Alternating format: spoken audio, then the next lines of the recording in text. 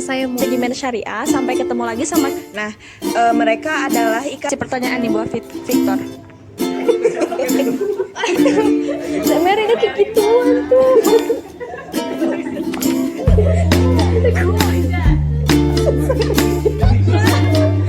Kayak gituan.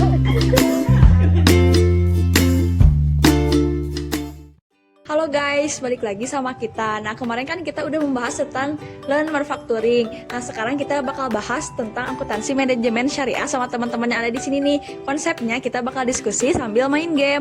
Nah, konsep gamenya gini peraturannya. Jadi nanti aku bakal mulai dari yang paling depan dulu, dari Eca. Nah, kita akan nyuruh Eca ngambil kertas, nanya random ke siapapun, dan nanti orang itu harus ngejawab. Dan orang yang ngejawab nanti ngajuin pertanyaan lagi ke teman-teman yang lain. Oke, langsung aja ke Eca. Oh guys, jadi sekarang kita mau buka kertasnya. Nah, pertanyaan itu buat Tantri, dasar hukum akuntansi syariah. Oke, di sini aku mau ngejelasin tentang dasar hukum syariah. Ketentuan-ketentuan dasar hukum akuntansi syariah terdapat dalam Al-Quran, Sunnah Rasulullah, Ijma, dan Qiyas. Yang dimaksud dengan sunnah yaitu segala sesuatu yang diucapkan dan perlakuan Rasulullah SAW yang dijadikan tolak ukur oleh umat Islam dalam melakukan segala sesuatu. Sedangkan yang dimaksud dengan ijma adalah kesepakatan para ulama dalam memutuskan halal haram yang penjelasannya belum dijelaskan secara rinci dalam Al-Quran. Dan yang terakhir yaitu yang dimaksud dengan qiyas, yaitu adopsi ketentuan atas hukum segala sesuatu kejadian yang belum pernah terjadi, tapi ada suatu kasus yang pernah terjadi dan hukumnya pernah diputuskan oleh para ulama. Mungkin cukup sekian dari saya.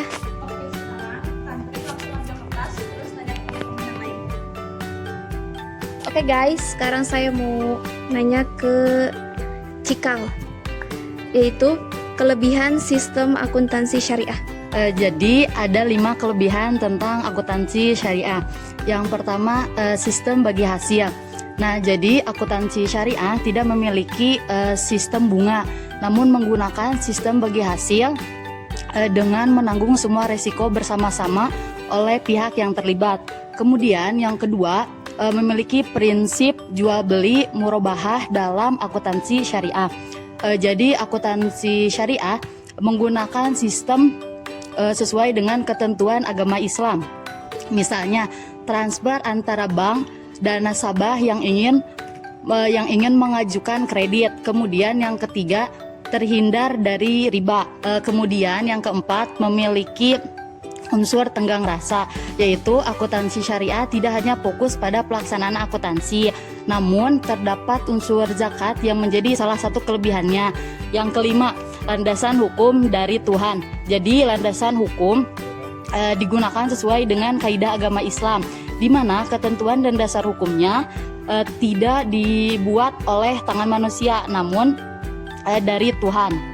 Mungkin hanya itu jawabannya. Oke, makasih Ci jawabannya. Sekarang langsung lagi ke Cikal buat milih kertasnya. Dan siapa selanjutnya orang yang bakal ditanya nih sama Cikal? Pilih Intan dan Muti. Pertanyaannya, bacakan ayat akuntansi syariah. Baik, ada ayat-ayat akuntansi dalam syariah, yaitu ada surat Al-Baqarah ayat 228. Di sini saya akan membacakan surat tersebut. A'udzu billahi minasyaitonir rajim. Bismillahirrahmanirrahim. Ya ayyuhalladzina amanu idza tadayantum bidain إذا تداينتم بدين إلى أجل مسمى فاكتبوه وليكتب بينكم كاتب بالعدل ولا يأب كاتب أن يكتب كما علمه الله فليكتب وليملل الذي عليه الحق وليتق الله ربه ولا يبخس منه شيئا فإن كان الذي عليه الحق سفيها أو ضعيفا أو لا يستطيع أن يمل هو فليملل وليه بالعدل واستشهدوا شهيدين من رجالكم فإن لم يكونا رجلين فرجل وامرأتان ممن ترضون من الشهداء أن تضل إحداهما فتذكر إحداهما الأخرى ولا يأبى الشهداء إذا ما دعوا ولا تسأموا أن تكتبوه صغيرا أو كبيرا إلى أجله ذلكم أقسط عند الله وأقوم للشهادة وأدنى ألا ترتابوا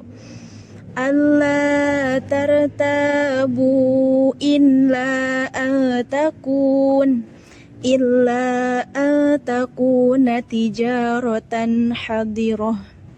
حاضرة تديرونها بينكم فليس عليكم جناح ألا تكتبوها وأشهدوا إذا تبايعتم ولا يضار كاتب ولا شهيد وإن تفعلوا فإنه فسوق بكم واتقوا الله ويعلمكم الله والله بكل شيء عليم Shadaqallahul azim.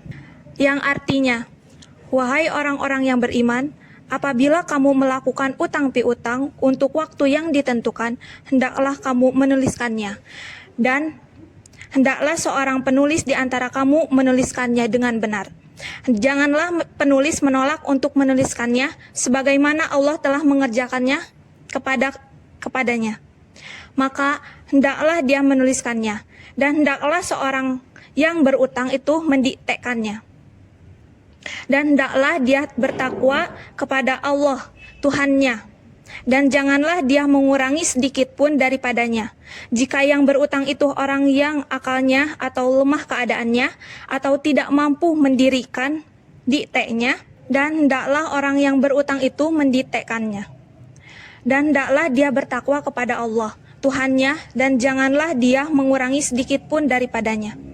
Jika yang berutang itu orang yang kurang akalnya, atau lemah keadaannya, atau tidak mampu mendiktekannya, maka hendaklah walinya mendiktekannya dengan benar, dan persaksikanlah dengan 2 orang saksi laki-laki di antara kamu. Jika tidak ada saksi 2 orang laki-laki, maka boleh seorang laki-laki dan 2 orang perempuan di antara orang-orang yang kamu sukai dari para saksi yang ada, agar jika yang seorang lupa, maka yang seorang lagi mengingatkannya. Dan janganlah saksi-saksi itu menolak apabila dipanggil, dan janganlah kamu bosan menuliskannya untuk batas waktu, baik itu utang kecil maupun yang besar. Yang demikian itu lebih adil di sisi Allah, lebih dapat menguatkan kesaksian dan lebih mendekatkan kamu kepada ketidakraguan, kecuali jika hal itu merupakan perdagangan tunai yang kamu jalankan di antara kamu.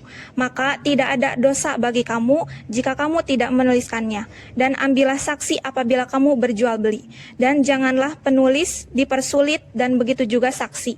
Jika kamu lakukan yang demikian, maka sungguh hal itu suatu kefasikan pada kamu. Dan bertakwalah kepada Allah. Allah memberikan pengajaran kepada kamu, dan Allah Maha mengetahui segala sesuatu.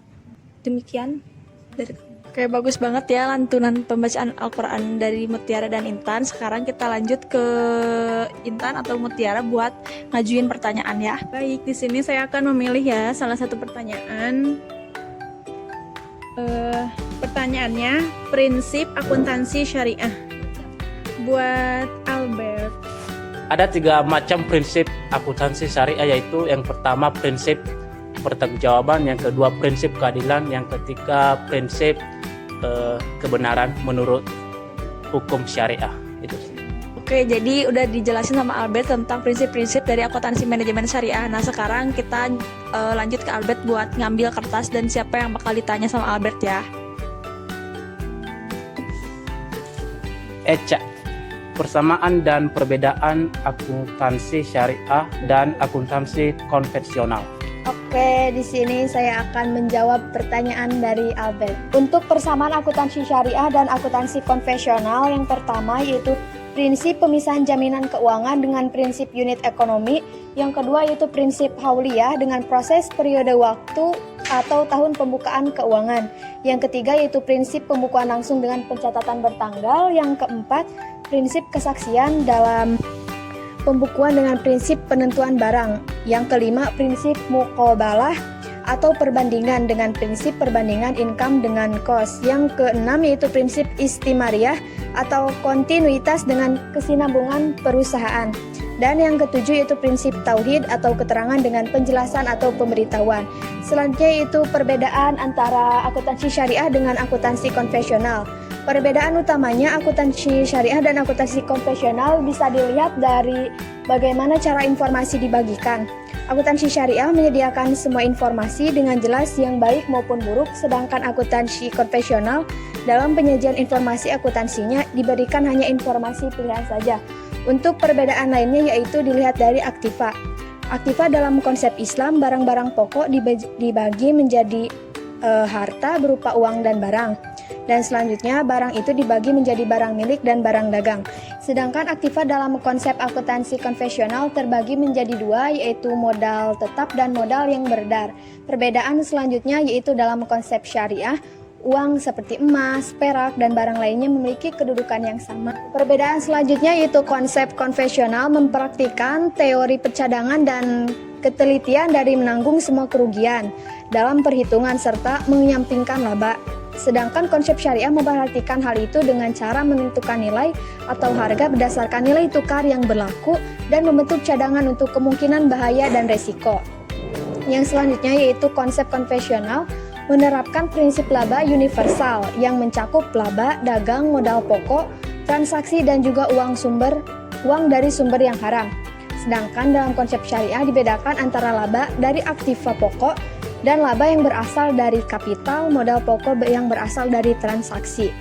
Untuk perbedaan yang terakhir yaitu konsep konvensional menerapkan prinsip bahwa laba itu hanya ada ketika adanya jual beli. Sedangkan dalam konsep syariah yaitu memakai kaidah bahwa laba itu akan ada ketika adanya perkembangan dan pertambahan pada nilai barang baik yang telah terjual maupun yang belum. Oke, makasih Eca. Dari penjelasan Eca tadi kita jadi tahu apa sih perbedaan dan persamaan dari akuntansi manajemen syariah dan akuntansi manajemen konvensional. Sekarang kita lanjut ke Eca buat ngambil kertasnya dan siapa yang bakal ditanya. Siapanya? Selanjutnya itu sejarah akuntansi syariah di Indonesia. Pertanyaan untuk Firda. Sekarang saya akan menjawab pertanyaan dari Eca tentang sejarah akuntansi syariah di Indonesia. sejarah akuntansi syariah tidak terlepas dari sejarah berdirinya Bank Syariah di Indonesia. Nah, bank yang pertama kali berdiri dengan asas syariah adalah Bank Muamalat. Nah, di Indonesia yaitu BMI pada tahun 1991. Adapun sejarah latar belakang berdirinya akuntansi syariah di Indonesia yaitu di mana pemikir Islam yang mencetus untuk mengajak masyarakat untuk bermuamalah dengan sesuai agama. Nah, pertanyaannya adalah siapa pendiri di Indonesia pemikir Islam yang memikirkan itu? Nah, mereka adalah Ikatan Cendekiawan Muslim Indonesia atau yang familiar dengan sebutan ICMI atau MUI atau Majelis Ulama Indonesia pada tahun 1990 sampai 1991. Nah, mungkin itu saja jawaban dari saya. Selanjutnya. Oke, makasih Firda. Sekarang kita bakal suruh Firda buat ambil kertasnya dari siapa yang bakal ditanya sama Firda. Aku pilih. Ini pertanyaan buat Yarni. Sejarah singkat lahirnya akuntansi syariah. Sejarah singkat lahirnya akuntansi syariah pada dasarnya adalah akuntansi ilmu yang mencakup hubungan dalam mengubah bukti dan data menjadi informasi. Jadi sejarah akuntansi syariah pada dasarnya tidak terlepas dari perkembangan agama Islam. Sebagaimana sudah dijelaskan dalam surat Al-Baqarah ayat 282 dinyatakan bahwa mendorong seluruh umat Islam untuk mencatat dan membangun tradisi di kalangan umat Muslim yang menjadi faktor pendorong kerjasama ketika zamannya.